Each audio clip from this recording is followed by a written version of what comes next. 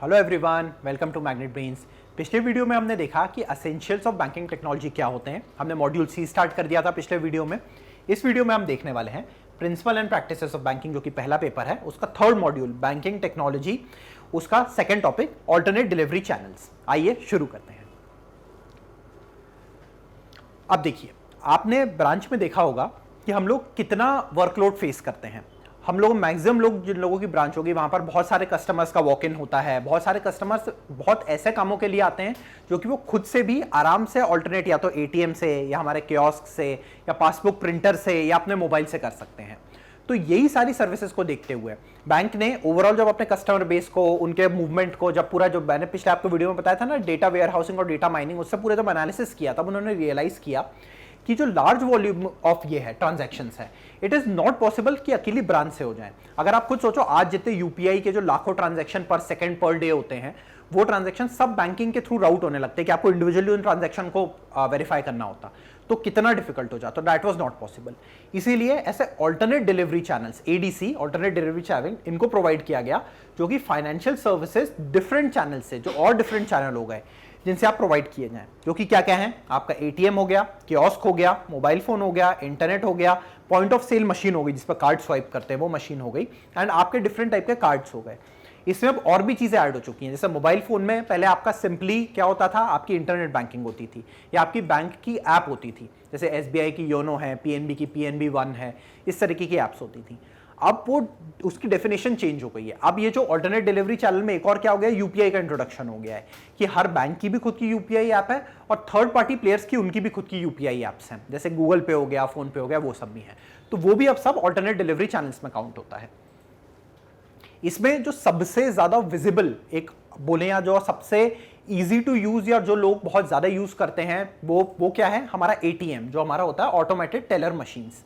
ATMs आपको हर जगह दिख जाएंगे, ऑलमोस्ट हर ब्रांच के बाहर आपको एक एटीएम दिखेगा ही दिखेगा। जो सबसे विजिबल फॉर्म ऑफ बैंक्स होता है वो एटीएम ही होते हैं। एंड इनका प्राइमरी फंक्शन क्या होता है, बेसिक फंक्शन एक बैंक का क्या होता है, लेन देन करना। वैसे ही एटीएम का बेसिक फंक्शन क्या होता है, withdrawal and deposit of cash. अब जरूरी नहीं है हर एटीएम आपको विड्रॉल एंड डिपॉजिट दोनों की फैसिलिटी ऑफर करे। विड्रॉल तो ऑलमोस्ट हर एटीएम आपको ऑफर करेगा, लेकिन डिपॉजिट हर एटीएम आपको ऑफर नहीं करता, सिलेक्टेड एटीएम से करते हैं। ये भी, जैसा कि कौन, आपको क्या लगता है किसने रिकमेंड किया होगा ये? ऑब्वियसली सी रंगाराजन कमेटी, इन्होंने ही रिकमेंड किया था इस चीज को भी। जब हमारा, जो हमने लास्ट उसमें पढ़ा था ना कि जो एसेंशियल स्टार्टिंग ऑफ कंप्यूटराइजेशन हुआ था, वो कमेटी ने रिकमेंड किया था। वैसे ही एटीएम भी उन्होंने उसी टाइप की कमेटी में रिकमेंडेशन दिया था। It is usually operated through a chip based card and pin. जो पर्सनल आइडेंटिफिकेशन नंबर होता है, पिन जो आप डालते हो ना, एटीएम पिन 4 डिजिट का, या कोई बैंक जैसे कोटक बैंक होता है वहां 6 डिजिट का होता है, तो इस तरीके का पिन इससे ऑपरेट होता है। इनके डिफरेंट मॉडल्स होते हैं। एक मॉडल क्या होता है आपका ऑनलाइन, जो monitored by ATM switch. Almost आजकल हर एटीएम ऑनलाइन पे ही उस पे होता है, जो एटीएम स्विच से मॉनिटर होता है। ऑफलाइन, जिसकी प्रीफिक्स लिमिट होती है। And network operated to NFS switch. अब ये ऑनलाइन से नेटवर्क के थ्रू मूव हो गया है। इसमें एडवांटेज क्या होता है कि उसकी ओवरऑल सिक्योरिटी, ओवरऑल मेंटेनेंस। आपको खुद पता होगा कि आरबीआई में अगर कोई एटीएम एक सर्टेन आवर से ज्यादा, ऐसे 10 आवर्स हैं, उससे ज्यादा कैश आउट हो जाता है तो बैंक पे 10,000 रुपए की पेनल्टी लग जाती है। तो इस तरीके का कोई इशू ना हो, इस तरीके का कोई प्रॉब्लम ना हो। कई बार ये जेन्युइनली प्रॉब्लम के कारण भी हो सकता है। जैसे मैं जिस जगह पोस्टेड था, वहां पर 2 बहुत बड़े बैंक्स थे नेशनलाइज्ड। तो अगर किसी एक भी बैंक का एटीएम किसी भी रीजन से, XYZ रीजन से काम नहीं कर रहा होता था, कि कैश आउट हो गया, कुछ उसमें मेंटेनेंस चल रहा है, तो अगर एक हमारे एटीएम से 5 लाख रुपए निकलते थे हमारे बैंक से, तो उस दिन 10-10, 12-12, 13-13 लाख रुपए निकलने लगते थे। क्योंकि 2 ही बैंक्स थे, तो इसके सारे कस्टमर इस बैंक से निकालने लगते थे। सेम यही होता था कि जब हमारे बैंक से पैसे नहीं निकल रहे होते थे, तो लोग उनके बैंक से निकालने लगते थे, दूसरे बैंक से निकालने लगते थे। तो ऐसे जेन्युइन रीजन में अगर कभी कैश आउट हो जाता है एटीएम, तो आपका जो मॉनिटर करता है डिपार्टमेंट, वो एटलीस्ट आपको बता तो पाए। आप अगर छुट्टी पे हो, कोई रीजन है, या कोई पब्लिक हॉलिडे पड़ गया, तो आपको पता तो चले कि क्या वो हो। तो अब एटीएम मोस्टली नेटवर्क्ड होते हैं। जो ऑफलाइन होते हैं उनकी प्रीफिक्स लिमिट होती है कि हाँ भाई, इतने रुपए तक ही वो निकाल सकते हैं, ये उनका रहता है केस। इसमें जो कैश डिस्पेंसर होता है, that is only for cash withdrawals. उसमें आप पैसे डाल नहीं सकते हो, ये रहता है। एंड एटीएम की नेटवर्किंग क्या होती है, आईबीए ने एक सेटअप किया था, शेयर्ड पेमेंट सिस्टम, जिसका स्वधन नाम था। ये सबसे पहला था, लेकिन अब एनपीसीआई हैंडल करता है। ये जो नेशनल फाइनेंशियल स्विच है, इसके अंडर सारे एटीएम स्विच की सर्विस हैंडल करता है। अब ये पूरा आउटडेटेड वो हो चुका है। अब सिर्फ जो एग्जिस्ट करता है वो एनपीसीआई का ही एग्जिस्ट करता है मॉडल। अब जो हमने white level brown level ATM पढ़े थे, उसको एटीएम कोई और डिटेल में पढ़ लेते हैं। जो व्हाइट लेवल एटीएम है, ये अभी रिसेंट जो जेआईबी हुआ था उसमें क्वेश्चन आया था कि व्हाइट लेवल एटीएम क्या होता है। तो मतलब इस टाइप के कुछ पॉइंट्स दिए हुए थे और आपको आंसर करना था 1 2 1 2 3 1 2 4 और नन ऑफ द अबव, इस तरीके का आंसर आपको करना था। तो व्हाइट लेवल जो एटीएम होते हैं, they are set up, owned and operated by non banks. Non banks कौन हो गए? जैसे इंडी कैश हो गया, ये ऑपरेट करते हैं। They do not display any banks branding, ये उस कंपनी की ही ब्रांडिंग, जो नॉन बैंक होगा उसकी ब्रांडिंग को डिस्प्ले करते हैं। ये हर जो भी आप कहीं का भी आपका एटीएम हो, सबको सर्विस देते हैं। ऐसा नहीं है कि एसबीआई वाले कोई सर्विस दें और पीएनबी वाले आए तो उनको भगा दे कि नहीं तुम्हें नहीं दे रहे हम सर्विस, ऐसा नहीं होता। वो सारे बैंक्स के कोई भी एटीएम को सर्विस देते हैं। एंड जो इनका व्हाइट लेवल का जो ऑथराइज्ड ऑपरेटर होता है, ये एक्वायरर रहता है और ये फीस चार्ज करता है, इंटरचेंज की फीस। ये जो फी होती है ना, सिर्फ इंटरचेंज वाली फी चार्ज कर सकते हैं। इनके एटीएम को स्पेशली यूज करने वाली फी चार्ज नहीं कर सकते। ये कि आप अगर एटीएम जाओगे, बोलोगे कि नहीं, अगर एसबीआई के एटीएम से निकाल रहे हो, पीएनबी का कार्ड है, एसबीआई के एटीएम से निकाल रहे हो तो 10 रुपए लगेंगे, पीएनबी से निकाल रहे हो तो मान लो 2 रुपए लगेंगे, और ये एटीएम बोलेगी नहीं हमसे निकाल रहे हो तो हम 50 रुपए लेंगे। नहीं, this is not the case. ये सिर्फ जो क्या होता है, एक्वायरर होते हैं। तो ये लोग क्या करते हैं कि ये क्योंकि ट्रांजैक्शन फैसिलिटेट कर रहे हैं तो ये बैंक से चार्ज करते हैं जो इनको चार्ज करना होता है। उसके अलावा ये कोई अलग से फी चार्ज नहीं करते। ये इनका एक एडवांटेज होता है, वरना कोई यूज ही नहीं करेगा इन एटीएम्स को। ब्राउन लेवल एटीएम होते हैं, ये हार्डवेयर और ये होते हैं, they are owned by the lease, owned by the service provider. जो भी सर्विस कर रहा होता है इसको वो करते हैं। और कैश मैनेजमेंट और कनेक्टिविटी होती है, ये स्पॉन्सर बैंक प्रोवाइड करता है। फॉर एग्जांपल मान लो एसबीआई ने अगर कोई वो एटीएम खरीदा है तो पूरी जो ब्रांडिंग होगी वो एसबीआई की होगी। आपको डिफरेंस समझ में ही नहीं आएगा कि वो एटीएम एसबीआई का है कि किसी और का है। उसका कैश मैनेजमेंट पैसा भी एसबीआई डालेगा, हर चीज वो करेगा, बट हार्डवेयर जो उसका होगा वो कोई थर्ड पार्टी प्रोवाइड कर रही होगी, ये रहता है। एंड भाई ब्रांडिंग इस पे स्पॉन्सर्ड बैंक की होती है। और एटीएम की जो चिप है वो ईएमवी चिप जो बोलते हैं, यूरो, मास्टरकार्ड एंड वीजा, 3 बड़े technological providers of payment services. अब रुपए भी ऐड हो गया है जो इसमें नहीं आता, लेकिन रुपए भी अब इंडिया का जो सिस्टम है वो ऐड हो गया है, जिसको हम सबसे ज्यादा गवर्नमेंट बैंक्स प्रमोट करते हैं। It is a very good system जो हमारे लिए प्रॉफिट, उसके लिए बहुत फायदेमंद है कंट्री के लिए, वो रहता है। जो कैश रिसाइकलर्स होते हैं, they are self service terminals which allow deposit and withdrawal transaction of cash on a real time basis. और जैसा कि इनका नाम है रिसाइकलिंग, देखिए क्या होता है कि मान लो आपकी अगर कोई कंपनी, आपकी कोई मशीन है, उसमें क्या होता है कि जो पैसा जमा हो रहा है वो एक अलग वॉल्ट में जमा हो रहा है और जो निकल रहा है वो अलग वॉल्ट से निकल रहा है। तो उनमें क्या होता है, वो कैश रिसाइकल नहीं हो रहा। तो ये ऑटो फिलिंग मशीन नहीं है, आपको सर्टेन टाइम टू टाइम जाके उस मशीन को पैसा लेना है और फिर आपको उसको वापस उसमें पैसा भरना है। इस तरीके से आपको करना है, वो आपको मैन्युअली करना पड़ेगा। तो कैश रिसाइकलर रहेंगे वो परपेचुअल मशीन टाइप की होती हैं कि उनमें अगर मान लो 5 लाख 8 लाख जमा हो रहा है और 5 लाख 8 लाख निकल रहा है तो आपको कुछ इंटरवेंशन की जरूरत ही नहीं है। सिर्फ कुछ सिलेक्टेड टाइम पे कुछ नोट फंस गए, कुछ प्रॉब्लम आ गई, तभी आपके इंटरवेंशन की जरूरत है। And they have the ability to sort out damage, soiled and counterfeit notes. कि कोई नकली 500 के नोट लगा दे तो वो उसको पूरा सॉर्ट करके अलग कर देंगे। ये उनके पास एबिलिटी होती है।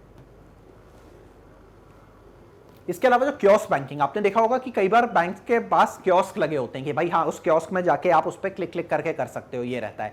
उसके अलावा जो बैंकिंग एजेंट्स होते हैं, हमारे बीसी एजेंट्स होते हैं, उनके भी हम कियोस्क टाइप के, उनको हम एक सॉफ्टवेयर प्रोवाइड कर देते हैं जिससे कि वो बैंकिंग की कुछ सर्विसेज कस्टमर्स के लिए एक्सेस कर सकते हैं। तो इट इज या तो फिजिकल फॉर्मेट में, it is a computerized box which allows customer to carry out basic banking function, वरना सॉफ्टवेयर भी हो सकता है। And it offers financial as well as non financial services. Chequebook के लिए अप्लाई करना, डेबिट कार्ड के लिए अप्लाई करना, इस टाइप की सर्विसेज नॉन फाइनेंशियल सर्विस हो गई। और आपके बैलेंस इंक्वायरी हो गई, cheque deposit, cash withdrawal, bill payments, internet banking, passbook printing. ये सबसे जो फेमस कियोस्क होता है कि हर इंसान को अपनी पासबुक प्रिंट चाहिए, तो उसके लिए ये रहता है कि ये पासबुक प्रिंट कर लेता है विदाउट ब्रांच के स्टाफ के इंटरवेंशन के लिए। आइडियल सिनेरियो, एक्चुअल में तो आपको ही कस्टमर की जाके पासबुक लगानी पड़ती है, ये रहता है जो रियलिटी होती है।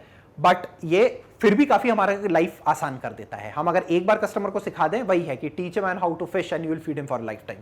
एक बार आप उसको सिखा दोगे तो फिर वो अपने आप अपनी पूरी पासबुक प्रिंट कर सकता है। जो एडवांस मशीन्स होती हैं उसमें आपको पेज भी टर्न करने की जरूरत नहीं होती। आप बस अपनी पासबुक इंसर्ट कर दो, ऑटोमेटिकली वो लाइन डिटेक्ट करके लास्ट जो एंट्री हुई है उससे आपकी पूरी पासबुक में एंट्री कर देगा और कंप्लीट करके आपको पासबुक दे देगा। ये रहता है। अब जो कैश डिपॉजिट मशीन होती है, it allows customers to deposit money using a debit card और अकाउंट नंबर। आप डेबिट कार्ड से इधर अपना इंसर्ट कर या फिर अकाउंट नंबर से आप डिपॉजिट कर सकते हो।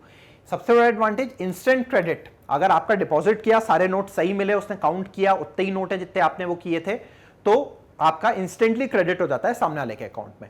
और मैक्स डिपॉजिट की एक रहती है, अगर विदाउट पैन, जो आपका कई बार लोगों को 50,000 रुपए लगता है, it is 49,950 rupees. Without pan आप कर सकते हो। बल्क नोट एक्सेप्टर इसी तरीके के होते हैं, बट ये अप टू 200 मिक्स नोट्स ले लेते हैं कि भाई आपके पास 500 के 50 नोट है, 100 के आपके पास 100 नोट हैं, और आपके पास 200 के फिर 50 नोट है। तो इस केस में हो सकता है आपको अलग अलग डालना पड़े। इस केस में आप इन तीनों को एक साथ डाल सकते हो, 200 नोट इसमें डाल सकते हो, और इसमें भी वही फैसिलिटी कि इंस्टेंटली क्रेडिट हो जाता है। बस इतना सा डिफरेंस होता है इनमें। अब सिक्योरिटी एटीएम आपने देखा होगा कि अब बहुत सारे बैंक से गार्ड्स को विड्रॉ कर लिया गया है। क्यों? क्योंकि वो अपने सिक्योरिटी सिस्टम्स पे इतना भरोसा करते हैं कि उससे ही वो क्या कर सकते हैं कि हाँ भाई हमारे एटीएम को या हमारे उसको कुछ होगा नहीं। तो बेसलाइन साइबर सिक्योरिटी जो आरबीआई बताता है कि इतनी बेयर मिनिमम तो होनी चाहिए। जैसे अब आरबीआई ने बोल दिया कि सारे एटीएम में ओटीसी जो वन टाइम कॉम्बिनेशन है वो होना चाहिए, कि आपको एक की प्रोवाइड कर दी जाएगी, उस की को आप लगा के वो एटीएम खोलोगे, और जो बैंक आपका एटीएम का कस्टोडियन होगा उसके मोबाइल पे वो ओटीपी टाइप का आएगा, और वो 2 घंटे की वैलिडिटी वाला रहता है कि आपने अगर एक बार वॉल्ट खोल लिया अपना, तो आपने अगर उसको लॉक कर दिया तो 2 घंटे तक फिर आप उस वॉल्ट को नहीं खोल सकते। तो इस तरीके की कुछ सिक्योरिटी आरबीआई प्रिस्क्राइब करता है। एंड ये कॉन्ट्रैक्चुअल एग्रीमेंट होता है थर्ड पार्टी के साथ। अगर बैंक करता है, उनका लीज पे लेता है या किसी भी तरीके से थर्ड पार्टी को इन्वॉल्व करता है, तो उनका कॉन्ट्रैक्चुअल एग्रीमेंट होता है जो कि ये कहता है कि भाई ये चीजें तो आपको करनी ही पड़ेंगी आपके कॉस्ट पे। ये रहेगा बायोस पासवर्ड, जो अपना एंट्री के टाइम अगर आपको किसी को सिस्टम को एक्सेस करना है, उसके पासवर्ड को, वो पासवर्ड उसमें लगा हुआ रहता है। यूएसबी पोर्ट जिससे कि आप उससे किसी चीज में कनेक्ट कर पाओ, कंप्लीटली डिसेबल्ड होते हैं। और टाइम बेस्ड एडमिन एक्सेस होता है, जो मैंने आपको बताया ना ओटीसी एक्सेस, यही टाइम बेस्ड एक्सेस होता है।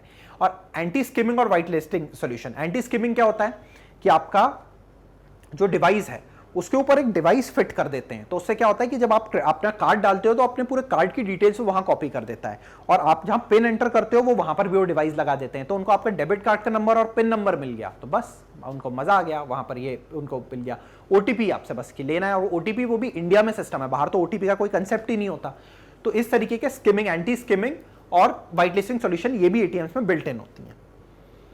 हम लोग जब एटीएम की ईओडी करते हैं तो कई बार क्या होता है कि जब ईओडी कर रहे हैं तो अब ऐसे डिवाइसेस लगे हुए हैं कि वहां पर वो उसको मॉनिटर करते हैं। जैसे वॉल्ट आपने खोला, बहुत देर तक वॉल्ट खुला हुआ है, या कोई भी ऐसी सस्पिशियस एक्टिविटी लगी, आप वॉल्ट खोलते हैं तो कई बार ऐसा होता है ना कि समझ में नहीं आता कि बैंक का कस्टम वो स्टाफ खोल रहा है कि कोई थर्ड पार्टी आ गया है। तो कई बार आप एटीएम में काम कर रहे हो और आपको एकदम से आवाज आती है कि hello excuse me who is there, ऐसा करके, तो फिर आप बताना पड़ता है वहां पर कैमरे में देख के कि आप कौन हो। फिर वो आपसे 2-4 क्वेश्चन पूछ सकते हैं, एटीएम का कस्टोडियन कौन है, आपका जो नंबर है आईडी नंबर क्या है, एटीएम का आईडी नंबर क्या है, आपको आइडेंटिफाई करने के लिए। और अगर नहीं आप उनको बता पाओ या फिर आप गलत बता दो, या कोई जो नॉन ऑथराइज बंदा ये काम करने लगे, तो फिर वहां पर वो एटीएम को रिमोटली फ्रीज कर सकते हैं, उस एटीएम को वो वहां अलार्म साउंड कर सकते हैं, ये सारी चीजें वो वहां कर सकते हैं। तो ये उसका मॉनिटरिंग होती है, ये सब सिक्योरिटी सिस्टम में ही आता है एटीएम के। अब जो पिन होता है, जो ये होता है, कोई भी ट्रांजैक्शन आपको करना हो तो एक पर्सनल आइडेंटिफिकेशन नंबर लगता है जिसको हम पिन बोलते हैं। अभी it consist of only numbers, हो सकता है आगे अल्फाबेट्स भी आ जाए, लेकिन आपने देखा होगा अभी तो सिर्फ ये नंबर ही होते हैं। 4 डिजिट, यूजुअली मैक्सिमम जगह 4 डिजिट होते हैं, कुछ बैंक में 6 डिजिट होते हैं। तो कई बार अगर आपको क्वेश्चन आ जाए कि पिन तो सिर्फ 4 डिजिट का होता है, तो ये मत सोचता कि मेरा एसबीआई और पीएनबी का अकाउंट है तो मेरा तो 4 डिजिट का है, तो 4 डिजिट ही होते होंगे। कोटक का 6 डिजिट का है। ग्रीन पिन क्या होता है भाई, ऑनलाइन आप पिन जनरेट कर पाओ। पहले क्या होता था, पहले एटीएम कार्ड आता था, फिर आप वहां ब्रांच जाओ, वो अपने लिस्ट से निकाल के आपको फिर वो देते थे, पिन देते थे। अब इसकी कोई जरूरत नहीं है, अब आप खुद ही ओटीपी के थ्रू अपना पिन जनरेट कर सकते हैं। क्रेडिट कार्ड, आप में से सभी लोग इसके बारे में वाकिफ होंगे, फिर भी आपको इसकी बेसिक डिटेल्स बता देता हूं। इसमें क्या होता है, एक ऐसा कार्ड होता है जिसमें आप रिवॉल्विंग क्रेडिट इन्वॉल्व होता है कि आपने पेमेंट किया, पेमेंट करने के बाद आपने एक सर्टेन आपको टाइम पीरियड मिलता है जितने में आपको पैसा वो देना होता है, वापस उसमें डालना होता है आपका अकाउंट, आपका क्रेडिट को क्लियर करना होता है, वरना आपको rate of interest anywhere from 2 to 4% per month के बेसिस पे लगना चालू हो जाता है। ये क्रेडिट कार्ड होता है। कंसेप्ट यही होता है, बाय नाउ पे लेटर टाइप का रहता है कि आप अभी खरीद लो वो करो। ऑल्दो बीएनपीएल जो कंपनीज है वो डिफरेंट वे में ऑपरेट करती हैं, बट क्रेडिट कार्ड का भी इसी तरीके का सिस्टम होता है। इसमें कैश विड्रॉल अलाउड होते हैं बट लिमिटेड होते हैं, कि जैसे अगर मान लो आपकी 1 लाख की लिमिट है तो कैश विड्रॉल हो सकता है सिर्फ 10,000 ही आपका हो, अलाउड हो, ये रहता है। और इस पर इंटरेस्ट भी बहुत ज्यादा लगता है। इसमें ऑप्शन होता है कि या तो एंटायर अमाउंट पे कर लो और पार्ट पे कर दो। एक मिनिमम अमाउंट होता है कि फॉर एग्जांपल आपने 1 लाख का परचेस कर लिया, अब आपने बोला यार 1 लाख इस महीने की सैलरी से तो दे नहीं पाऊंगा, मैं 50 दे देता हूं, तो बोलेगा ठीक है, बेयर मिनिमम अमाउंट कर रहे हम, आप पे इंटरेस्ट नहीं लगा रहे, बस आप पे कुछ टैक्सेस होंगे वो लगाएंगे, उसके बाद अगले महीने आप फिर 50 के कर देना या 51 के कर देना। अगर 51 के है तो आप 51 के कर देना। इस तरीके से आपके पास इसमें ऑप्शन होता है पे करने का। उसके बाद एक होता है चार्ज कार्ड। इसमें लोग बहुत कंफ्यूज होते हैं क्योंकि charge card completely credit card के रहता है, लेकिन इसमें क्या होता है, आपको पूरा अमाउंट डिपॉजिट करना होता है स्टेटमेंट आने के बाद, मतलब आपको 25 या 50 दिन में पूरा आने का होता है। इसमें और दूसरा एडवांटेज क्या होता है कि कोई इंटरेस्ट नहीं लगता आपका, no interest is charge, but annual fee ज्यादा होती है। जैसे मान लो बहुत ही सिलेक्टेड लोग चार्ज कार्ड इशू करते हैं, मैंने तो आज तक एक भी देखा भी नहीं है, बट सिलेबस में तो पढ़ रहे हैं हम। मान लो क्रेडिट कार्ड की फी 500 रुपए है पर ईयर, तो हो सकता है इसकी फी हो 3000 रुपए। ये इसका कंसेप्ट रहता है। डेबिट कार्ड सिंपली जो हम एटीएम कार्ड होता है कि आप अपने फंड्स का एक्सेस कर सकते हैं, जो आपके अकाउंट में पैसा होगा उससे ही डिडक्शन होगा, ये रहता है, और इमीडिएटली डेबिट हो जाते हैं। आपने 500 रुपए की परचेस किया, अपना कार्ड स्वैप किया तो 500 रुपए ऑटोमेटिकली कट जाएंगे। इन सब केसेस में आपको 500 रुपए का बैंक एक तरीके से क्रेडिट या लोन दे देता है, जो कि आपको बाद में चुकाना होता है। जो स्मार्ट कार्ड्स होते हैं ये सिमिलर, आप सारी कार्ड स्मार्ट कार्ड होते हैं, they are similar to an AT card with an IC chip. IC chip क्या होती है भाई, इंटीग्रेटेड सर्किट जो होता है वो चिप होती है। इसका साइज, पोजीशन और यूटिलिटी, क्योंकि स्टैंडर्डाइजेशन है पूरे वर्ल्ड में, आपने देखा होगा कार्ड ऑलमोस्ट हर कंपनी के सबके सेम साइज सेम मटेरियल के ही होते हैं, तो ये ISO 7816 स्टैंडर्ड्स होते हैं, इस स्टैंडर्ड पे बेस्ड होते हैं। और ये दो टाइप का होता है, एक होता है इंटेलिजेंट मेमोरी चिप्स और दूसरा होता है माइक्रो प्रोसेसर। प्रोसेसर कार्ड में क्या होता है, इनबिल्ट प्रोटेक्शन होती है डेटा इंक्रिप्शन स्टैंडर्ड्स के अकॉर्डिंग, कि कल को अगर वो सस्पिशियस ट्रांजैक्शन रिपोर्ट होते हैं इस तरीके से, तो फिर वो ये गेस कर लेते हैं। फॉर एग्जांपल आपका कार्ड आपने आज भोपाल में स्वाइप किया और उसके आपने आधा घंटे बाद मान लो भोपाल के किसी दूसरी लोकेलिटी में स्वाइप हुआ और वहां कुछ उसमें गड़बड़ हो गई एंड आपका कार्ड किसी ने स्किम कर लिया, वो हुआ और उसके ही आधा घंटे बाद वो दिल्ली में स्वाइप हो गया, तो ये पॉसिबल कैसे, इट इज नॉट पॉसिबल। ये तो इस टाइप के जो प्रोटेक्शन सिस्टम्स होते हैं बैंक के, कि बैंक उस समय समझेगा कि हाँ भाई ये गलत हो गया, कुछ फ्रॉडुलेंट ट्रांजैक्शन हुआ है, तो इसको फ्रीज कर दो या कस्टमर को कॉल कर लो, कंफर्म कर लो कि ये ट्रांजैक्शन किसने किया है, इस तरीके से। इसी तरीके से कुछ और स्टैंडर्ड्स होते हैं, वो स्टैंडर्ड्स ISO 7816 जो था वो फिजिकल फीचर्स का होता है और सिक्योरिटी का 10202 ये होता है, सिक्योरिटी फीचर्स का स्टैंडर्ड होता है। अब जो आपके NFC बेस्ड, जो हम लोग कई बार बोलते हैं ना बैंक वालों की वाईफाई वाला कार्ड है, इस पे वाईफाई जैसा सिंबल बना होता है, वो बेसिकली वाईफाई नहीं होता, वो NFC होता है, नियर फील्ड कम्युनिकेशन होता है, कॉन्टैक्टलेस कार्ड होता है, टैप एंड गो। आप टैप करो तो 2000 रुपए तक का आपका पेमेंट हो जाएगा, नॉर्मली 10,000 रुपए एक दिन में आप उससे ट्रांजैक्ट कर सकते हो, ये रहता है। It is very easy and the transactions are secure, POS terminal पे आप टैप करके कर सकते हो, ये रहता है। ट्रांजैक्शंस आर डन वायरलेसली और ये नियर फील्ड कम्युनिकेशन में बेस्ड होते हैं, बट ऑब्वियसली क्योंकि वो है तो रिस्क रहता ही है। कार्ड कल का अगर आपको गिर गया और आपको रियलाइज नहीं हुआ तो कोई भी आपका कार्ड उठा के जाकर टैप करके पेमेंट कर सकता है, ये इसका एक रिस्क रहता है। मैंने तो अपने कार्ड में डिसेबल करके रखा हुआ है ये, कि मैं स्वाइप कर लूंगा, थोड़ी एक्स्ट्रा मेहनत कर लूंगा, लेकिन मतलब उस रिस्क से तो बच जाऊंगा। मेंबर कार्ड्स, अब मेंबर क्या होते हैं कि स्पेशल मेंबरशिप आपकी, मान लो आप ताज होटल के रेगुलर कस्टमर हो, तो उन्होंने आपको एक कार्ड दे दिया, बोला कि इसमें आपके सारे पॉइंट्स एक्यूमुलेट होंगे and then this can be redeemed anywhere. इसका सबसे बेसिक सिंपल एग्जांपल है जो हम अमीबा या कोई भी स्पोर्ट्स ऐसे जो आर्केड्स होते हैं उसमें जाते हैं, जहां पर हम आइस वो हॉकी, एयर हॉकी और ये सब खेलते हैं, जो बच्चों वाले गेम जोन्स जो हमारे होते हैं वहां जाते हैं, वहां आपको एक प्री लोडेड कार्ड मिल जाता है जो आप सिर्फ वहीं यूज कर सकते हो, उस फ्रेंचाइजी के कहीं भी आप जो स्टोर में आप जाके यूज कर सकते हो, वो मेंबर कार्ड्स होते हैं। इसका एक एग्जांपल ताज का कार्ड है कि जो होटल वाला कार्ड होता है वो। इसके अलावा कुछ बायोमेट्रिक फीचर्स भी होते हैं जो आप में से कई तो आपने देखे होंगे। कई जगह क्या होता है कि डायनेमिक सिग्नेचर वेरिफिकेशन, आपका सिग्नेचर वेरीफाई करते हैं। और सिग्नेचर कैसे वेरीफाई करते हैं, फॉर एग्जांपल आप साइन करते हो, मान लो आपका नाम राहुल है, आप ऐसा साइन करते हो, ऐसे करके कुछ ये साइन करते हो, अब ये आपका साइन है। आप अगर फिर से करोगे तो फिर से भी आप इसको ऐसे ही करके कुछ करोगे, ऐसे करके साइन करोगे, ये आपका साइन हो गया।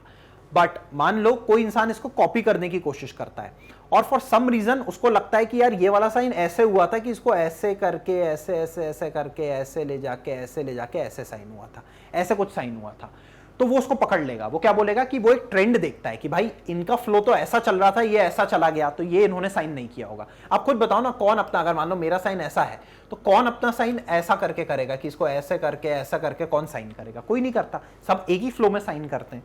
तो इस तरीके का पकड़ने का तरीका होता है डायनेमिक सिग्नेचर वेरिफिकेशन। वैसे ही फिंगरप्रिंट वेरिफिकेशन होता है, वॉइस रिकॉग्निशन होता है, हैंड ज्योमेट्री, रेटिनल पैटर्न, ये यूजुअली इतना यूज नहीं होता। यूआईडी में आपका, बायोमेट्रिक में आपका रेटिना और आपका फिंगरप्रिंट वो रहते हैं, लेकिन हैंड ज्योमेट्री मतलब हाथ का शेप साइज ये आपका रहता है। ये वेन रिकॉग्निशन की आपके नसों को देख के वो होता है, ये बहुत हाई टेक या साइंस फिक्शन मूवीज में ही आपको देखने मिलेगा, ये रहता है। नॉर्मली ये प्रोटेक्शन फीचर्स कार्ड में आपको बहुत सिलेक्टेड जगह देखने मिलते हैं, ये रहता है आपके। ये ओवरऑल एडिशनल प्रोटेक्शन फीचर्स हैं जो एग्जिस्ट करते हैं बट बहुत सिलेक्टेड जगह ही आपको देखने के लिए मिलते हैं।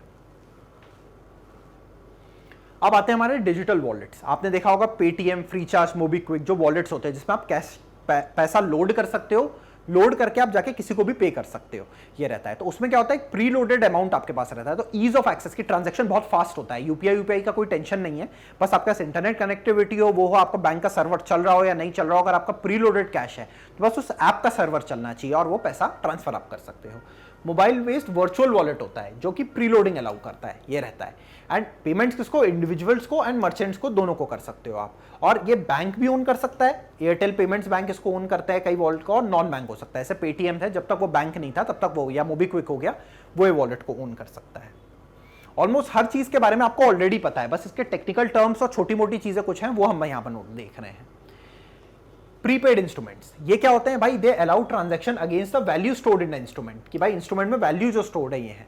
ये क्लोज, सेमी क्लोज्ड और ओपन सिस्टम हो सकते हैं। आपका कोई कार्ड है जो प्री लोडेड कार्ड है, जिसमें कि 100 रुपए, 500 रुपए, 1000 रुपए, 50,000 रुपए आपको किसी ने गिफ्ट कार्ड दे दिया, तो प्रीपेड इंस्ट्रूमेंट ही कहलाएगा आपका, ये रहेगा। क्लोज सिस्टम क्या होता है, purchase from one or two entities but no cash withdrawals, कि भाई फॉर एग्जांपल आपका जो अमीबा वाला या आपका गेम जोन वाला कार्ड हो गया, वो ये क्लोज सिस्टम कार्ड हो गया। सेमी क्लोज क्या है कि can be use at specific merchants, जैसे ताज वाला कार्ड हो गया, मे भी हो सकता है आप ताज के अंदर 3-4 कोई स्टोर हो, या स्टारबक्स हो, या टाटा का कोई कार्ड हो गया, तो आप स्टारबक्स पे यूज कर सकते हो और सिर्फ टाटा की जगह यूज कर सकते हो, उसको सेमी क्लोज सिस्टम बोलते हैं।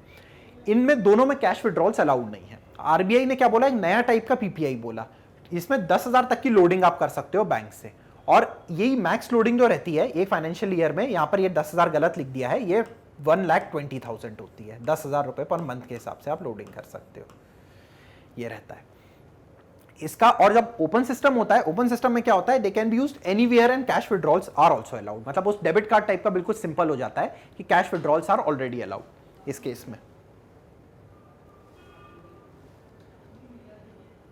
अब जो इसकी फाइनल स्लाइड है वो हम देख लेते हैं। अब तक हमने समझ लिया कि डिफरेंट ऑल्टरनेट डिलीवरी चैनल्स क्या थे। अब जो सबसे एटीएम के बाद जो सबसे और कॉमन चैनल आया जो बैंक्स ने इंट्रोड्यूस किया, वो क्या था, वो उन्होंने किया अपना इलेक्ट्रॉनिक बैंकिंग की, बैंकिंग ऑनलाइन, कि जो भी आप बैंकिंग से रिलेटेड चीज एक्सेस करना चाहते हो, ब्रांच आने की क्या जरूरत है, एनी टाइम एनीवेयर घर पे बैठ के एक्सेस करो भाई, हमारा भी लोड कम करो, अपना भी लोड कम करो, ये है। इसके डिफरेंट टाइप्स होते हैं, क्या, corporate banking, tele banking, phone से कई बार आप कर सकते हो, आपसे ओटीपी पूछ सकते हैं, या आपको तरीके के आप फोन्स के वो करके कर सकते हो, आईवीआर जो नंबर रहता है उस पर कॉल करके आप बेसिक चीजें कर सकते हो सकता है कैश और वो ट्रांजैक्शन नहीं कर पाओ, लेकिन चेकबुक ऑर्डर करना, डेबिट कार्ड वो करना, ये सारी चीजें आप कर सकते हो। इंटरनेट बैंकिंग, आप इधर फोन के थ्रू, अपनी ऐप के थ्रू या इंटरनेट को यूज करके आप जो बैंकिंग एक्सेस करते हो वो। और ई कॉमर्स इसमें इसलिए ऐड हुआ है क्योंकि कई बार आप क्या ई कॉमर्स रिलेटेड ट्रांजैक्शन कर सकते हो, जैसे एसबीआई की नेट बैंकिंग से, पीएनबी की नेट बैंकिंग से आप कई बार कुछ डेडिकेटेड ऑफर्स को एक्सेस कर सकते हो, तो इसलिए ई कॉमर्स को इसमें इंक्लूड किया गया है।